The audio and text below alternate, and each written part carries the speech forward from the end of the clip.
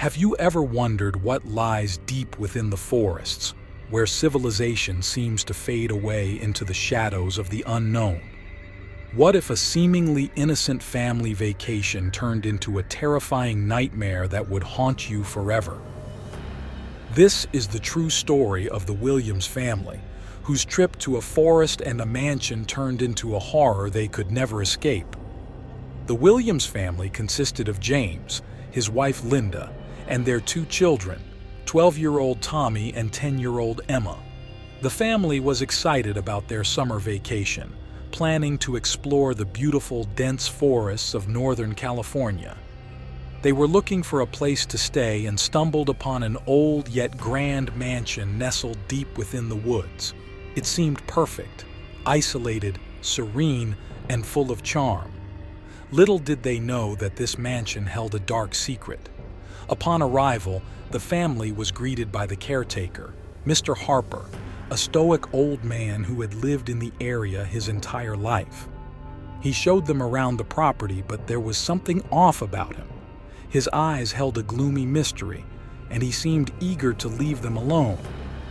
"If you need anything, I'll be in the cottage just down the road," he said before hurrying off. The mansion was an imposing structure, its age clearly visible in the weathered stone walls and creeping vines. Inside, it was a mix of old-world charm and modern comforts. The children were excited to explore, while James and Linda were relieved to find such a beautiful place to relax. That night, as the family settled into their rooms, strange things began to happen. Linda in the master bedroom felt a cold breeze even though the windows were shut tight. She dismissed it as drafts from an old house. Tommy and Emma in their rooms heard whispering voices that seemed to come from the walls. When they told their parents, James reassured them that it was probably just the wind. But the next morning, Linda found scratch marks on the wall next to her bed, as if something had tried to claw its way in. Panicked, she showed James, who tried to calm her, saying it was probably an animal. However, the unease settled in deeper. As the days passed, the situation escalated. The family heard footsteps in the halls at night, doors slamming shut on their own, and shadows moving in the corners of their eyes. One night, Tommy woke up screaming, claiming he saw a woman in white standing at the foot of his bed. She was pale, with long dark hair and hollow eyes, and she just stood there, staring at him before disappearing. The family decided to leave the mansion, but when they packed up to go, they found the front door would not open. It was as if an unseen force was keeping them inside. Panic set in as the realization dawned on them that they were trapped. They tried to contact Mr. Harper, but he was nowhere to be found. Their phones had no signal, and the landline was dead. Desperation took over as they tried to find any way out. As night fell again, the activity in the mansion intensified. Objects flew across rooms, walls dripped with a dark substance, and the family felt an overwhelming sense of dread. Linda was the first to see her. The woman in white appeared in the kitchen, her eyes locked on Linda's. "Leave," she whispered in a voice that seemed to echo from the depths of the house, but there was no way to leave. The family huddled together in the living room, praying for the night to end. Morning came, and with it, a moment of calm. The front door swung open as if nothing had happened. They ran outside, determined to get as far away from the mansion as possible. They found Mr. Harper in his cottage, who looked at them with knowing eyes. "You saw her, didn't you?" he asked solemnly. James nodded, demanding to know who she was. Mr. Harper sighed and told them the story of Eliza, a young woman who lived in the mansion over a century ago. She had fallen in love with a man who betrayed her, leading her to take her own life in the house. Her spirit never left, and she haunted anyone who stayed there. The Williams family left immediately, never looking back. But the experiences in that mansion never left them. They felt her presence even after they returned home, shadows lurking in their new house, whispers in the night, and a constant feeling of being watched. After returning to their home in the suburbs, James and Linda hoped the terrors of the mansion would fade away. However, the opposite happened. The first night back, Emma woke up screaming, claiming she saw the woman in white at the foot of her bed again. This time, the woman whispered her name before vanishing into thin air. James and Linda were at a loss. They tried to convince themselves and their children that it was just nightmares, a product of their overactive imaginations after the horrifying experience. But the evidence of the supernatural was undeniable. One morning, Linda woke up to find the same scratch marks that she had seen in the mansion, now on the wall next to her bed. Tommy and Emma refused to sleep in their rooms, claiming they heard whispers and saw shadows moving. James, ever the skeptic, began to see flashes of a figure in white from the corner of his eye, only to turn and find nothing there.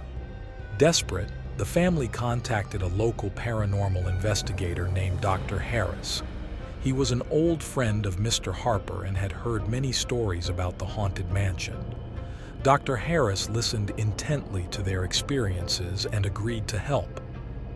Dr. Harris brought along his team, equipped with cameras, audio recorders, and various devices to detect supernatural activity. They set up in the Williams home, hoping to capture evidence of the spirit that had followed them. The first night of the investigation was uneventful. However, on the second night, Dr. Harris's team caught something chilling on camera. A shadowy figure moved across the hallway outside the children's rooms, followed by a soft, echoing whisper of Emma's name. The temperature in the house drastically dropped, and the cameras recorded unexplainable flickering lights and moving objects. Dr. Harris, convinced of the paranormal presence, decided to conduct a seance to communicate with the spirit. The Williams family reluctantly agreed, hoping this would finally bring an end to their torment. The seance took place in the living room, with candles lit and the family holding hands around a table. As Dr. Harris began the seance, he called out to the spirit, asking who she was and what she wanted. At first, there was silence. Then the room grew colder, and the candles flickered violently. A voice, distant yet clear, echoed through the room. "Eliza," it whispered. "Eliza, why are you here?" Dr. Harris asked. The candles flared up, and the table shook.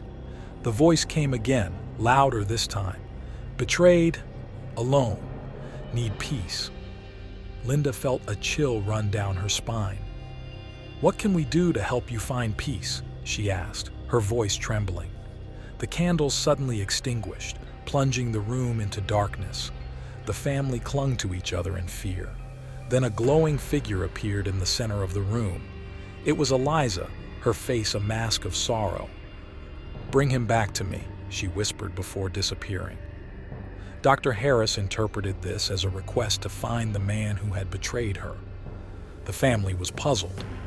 How could they find a man who lived over a century ago? Dr. Harris suggested that they return to the mansion and search for clues about Eliza's past.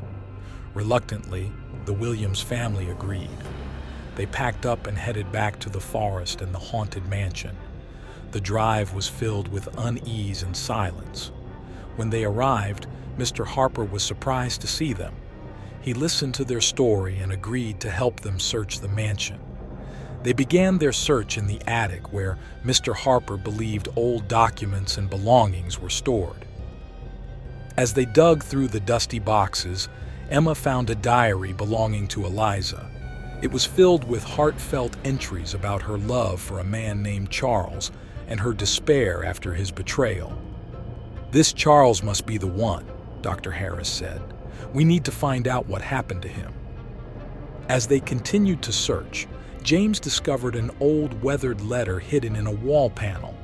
It was from Charles to Eliza, confessing his love for her but also revealing his marriage to another woman, which he had kept secret. The letter was never delivered. With this new information, Dr. Harris conducted another seance that night in the mansion. Eliza appeared again, her face softening at the mention of Charles. "He loved you," Dr. Harris said. "He was sorry for betraying you." Tears streamed down Eliza's face. "I can't rest until I know he's at peace too," she whispered. The room filled with a sudden light and the temperature warmed. Mr. Harper remembered an old graveyard nearby and suggested they look for Charles's grave. They spent hours searching until they found a headstone marked with Charles's name. Dr. Harris performed a ritual, hoping to connect with Charles's spirit. As the ritual concluded, a gentle breeze swept through the graveyard.